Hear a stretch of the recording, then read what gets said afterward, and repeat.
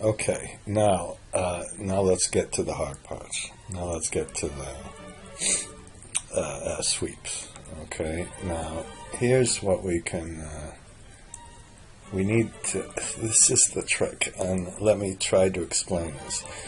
If we take this cash balance and we use this, we want to look forward 12 months to see how much cash we would have. So in this case, the cash is going up all the time. So we have some, and the minimum cash will always kind of be at the first level, but we're going to do it when it could be going the other way around, where the cash could be going down, or hopefully the cash could be going up and down, but I haven't successfully modeled that yet. Now, so let's just say that, okay, here we want 10 million in cash. That's our minimum cash balance we want. Maybe it should have been the next one, but just don't get mad at me for leaving the historic one. You could make all sorts of adjustments for that.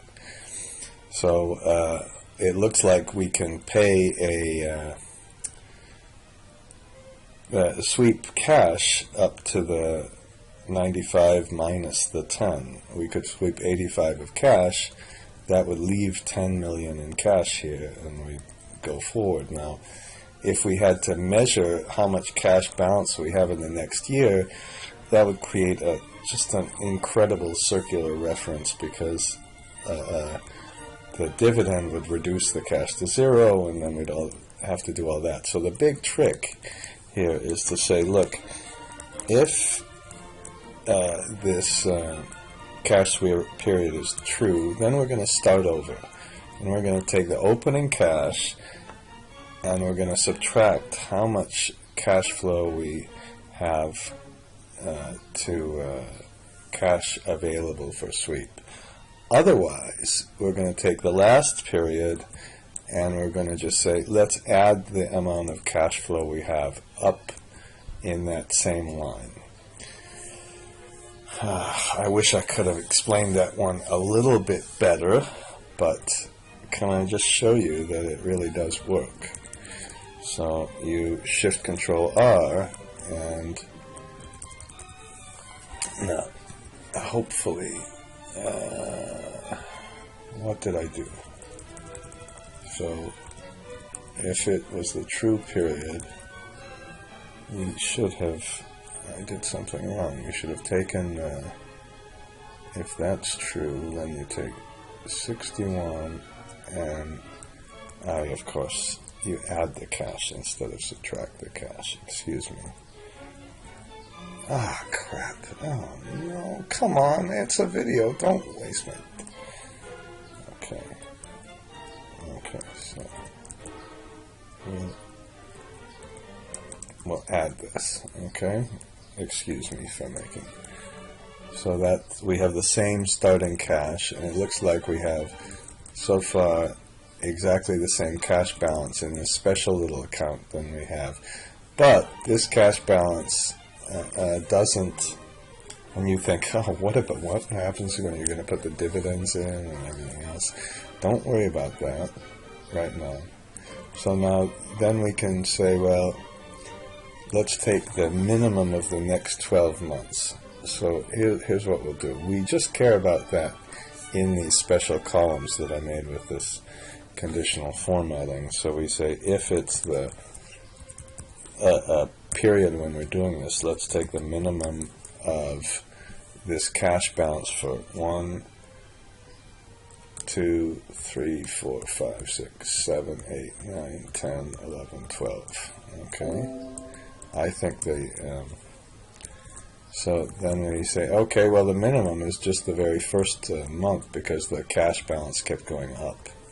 Don't worry again, I'm going to change this and make it go the other way. Okay, and then our cash sweep. Now let's sweep 100% of the cash. So there are going to be two issues when we sweep the cash. This is a classic cash sweep. Can't you talk? Classic cash sweep issues. And the issues are number one, let's just say, okay, I want to sweep the cash. I want to take, this is how much we want the minimum. This is how much we have. So we have 95 minus the 10. And of course, let's only do it if it's the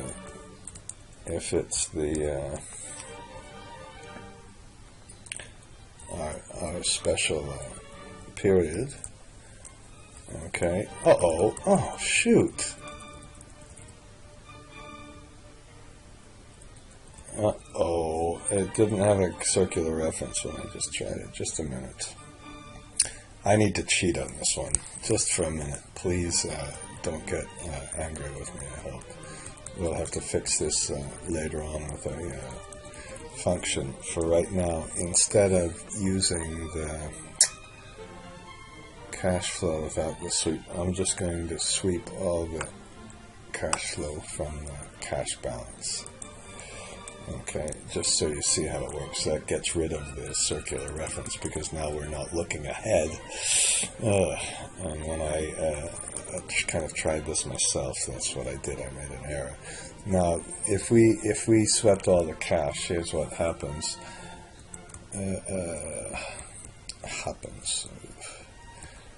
Then we go over here, and why did this?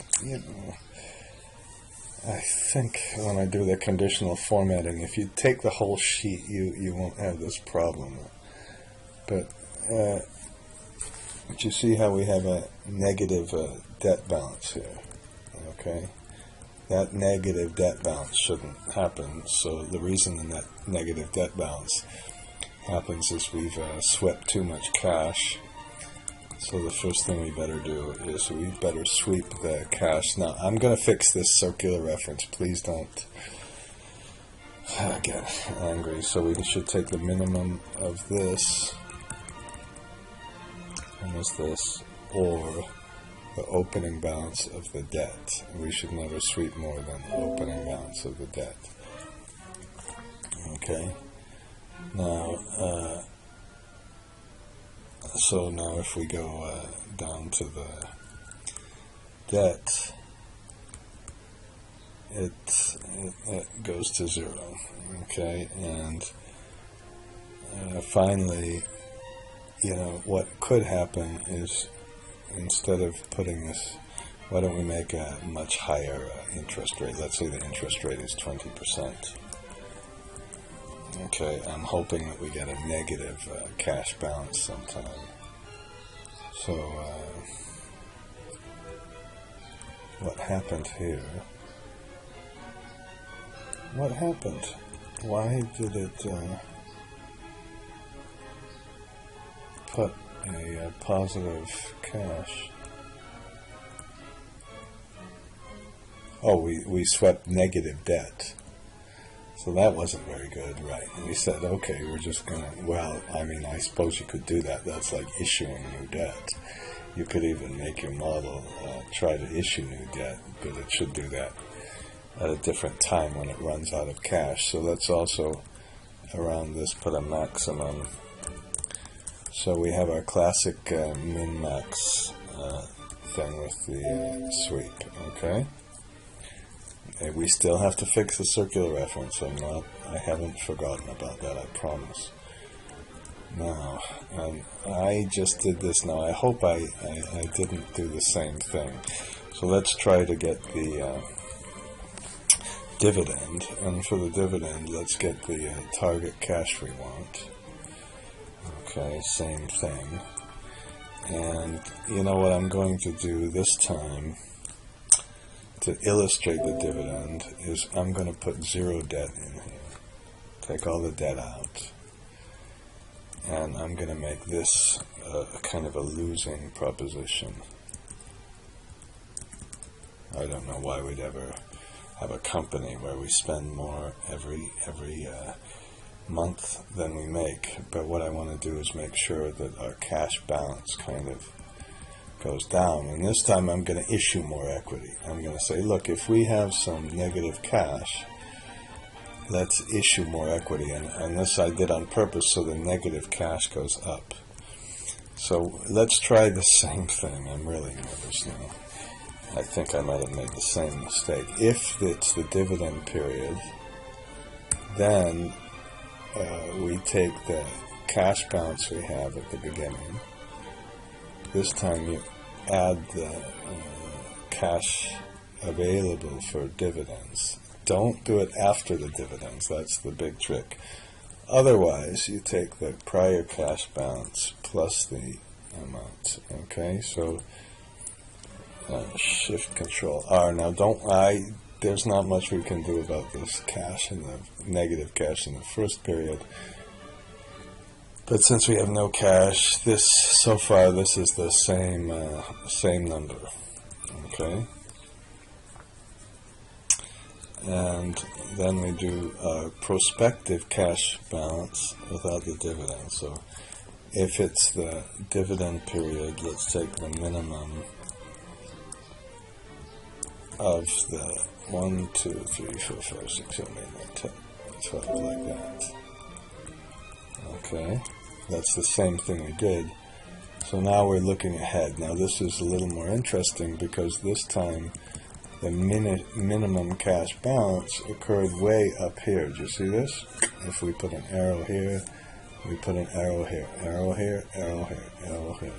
Okay, so this time we have to issue debt. Now we want this minimum balance to be 10, so we're going to issue equity. I'm going to have a negative dividend of this minus this. So the dividend that we allowed is going to be, I'm so afraid of a circular reference. Now you don't know. Oh, I hate circular references.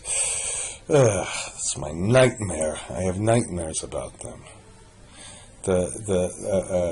Where are we? If it's this period, I'm so nervous I can't even think.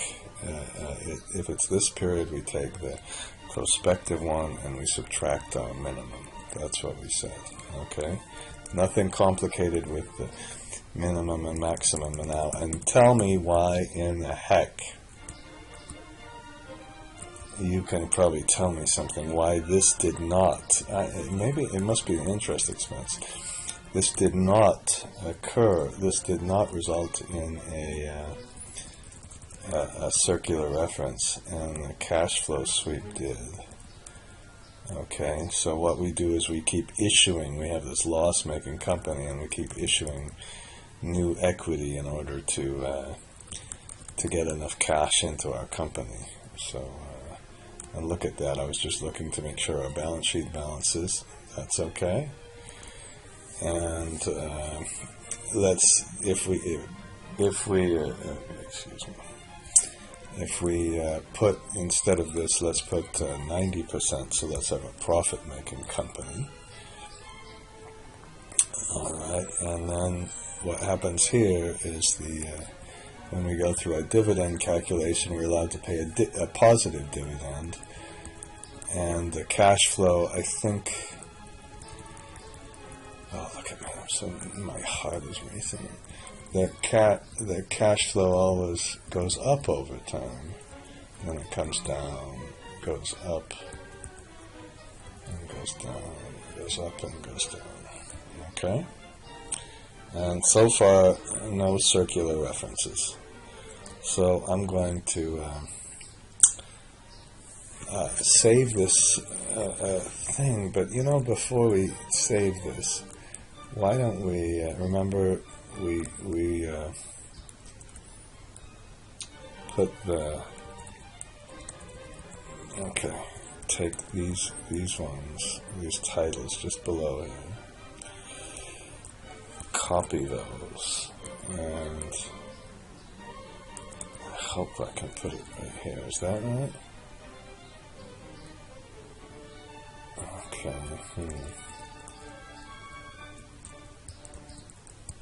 Okay, and now I'm going to delete most of these rows. This is just going to be kind of a little summary page for us. We could the reason I use the SUMIF command on this page is that we could, SUMIFS rather, command on this page, was that, I'm going to put this over here, was that we could do something with balance sheets accounts as well. But I'm going to be a little bit lazy and get rid of the balance sheet accounts. So all we have to do is copy this. Now that's why we had to keep it in exactly the same order. Okay, and I'm just going to start deleting things. We don't want the expense ratio. Okay, and then maybe we can get the OPEX. We don't want this. We don't want this. How about we don't want any of this? We'll just get the change in working capital, and let's put a space.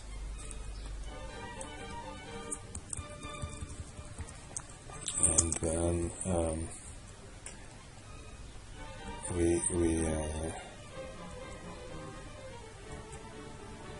we can put our cash sweep in here, I guess, and then we can put our interest expense. How's that? I'm just taking all the balance sheet accounts out. And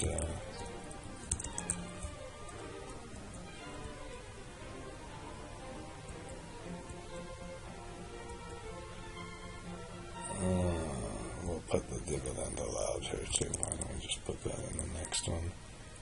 And then we can put our cash flow statement in. And let's take all this underlined stuff. No, we'll just, I think if we just, how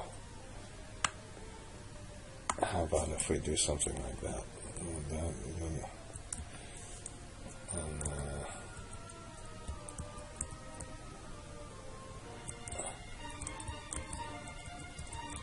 Okay. Sorry about the formatting. Oh, God. Okay. And,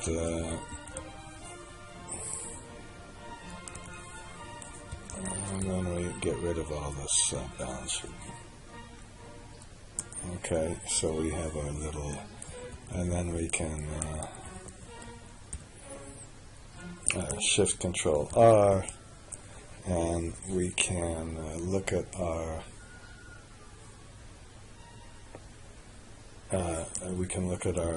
balance sheet, all of our cash flow statements on a annual basis. Okay, and then you can do all that crap where you put the annual next to the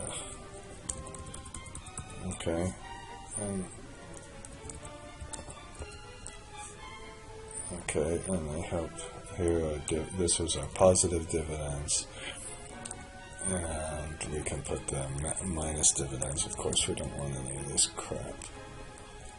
Shift alternate right arrow, and so that's maybe I don't want this stuff either.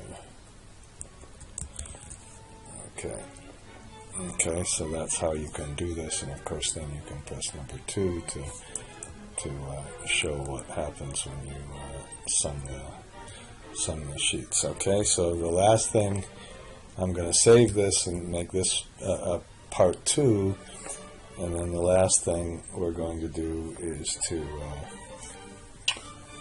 fix the circular reference.